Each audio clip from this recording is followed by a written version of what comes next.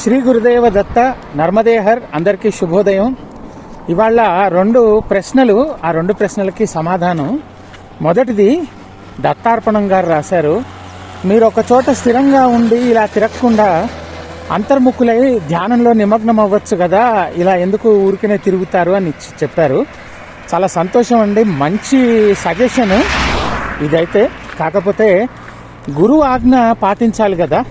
మా గురువు గారు నాకు ఇచ్చిన కార్యం ఏంటి అని అంటే, మీతోటి వీలైనన్ని దత్తక్షేత్రాలు భారతదేశంలో ఉన్న వెలికి తీసి తెలియజేయ అందరికీ.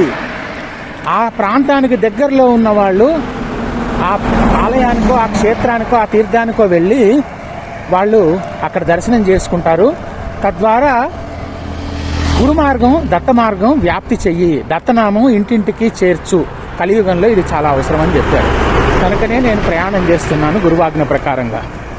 రెండవ ప్రశ్న, శాంతాదేవి తన కుమారుడు చనిపోయిన తర్వాత ఇక్కడికి నర్సబావాడిలోని ఔదుంబర మూలానికి వచ్చి ప్రాణభిక్ష పొందారు కదా, మళ్ళీ భోజన పాత్ర అని చెప్తున్నారు.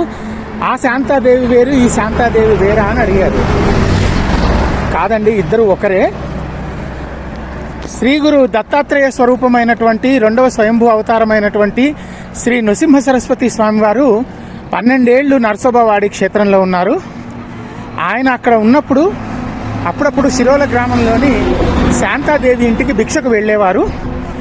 ఆ భిక్షకు వెళ్ళినప్పుడు వారికి భిక్ష సమర్పించినటువంటి ఆ రాయి ఏదైతే ఉందో అదే భిక్షాపాత్ర.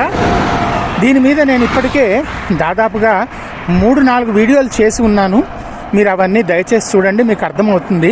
శ్రీ గురు చరిత్రలో, అంటే తెలుగుకు సంబంధించిన శ్రీ గురు చరిత్రలో చాలా విషయాలకు సంబంధించి ఉల్లేఖనలు లేవు. ఇవి స్వయంగా మీరు దర్శనం చేసినప్పుడు చాలా విషయాలు వస్తాయి. మరాఠీ గ్రంథాలలో మీకు ఇవన్నీ దొరుకుతాయి. మీ ఇద్దరి ప్రశ్నలకి సమాధానం చెప్పానని అనుకుంటున్నాను. అవధూత చింతన శ్రీ గురుదేవ దత్త నర్మదేహర్.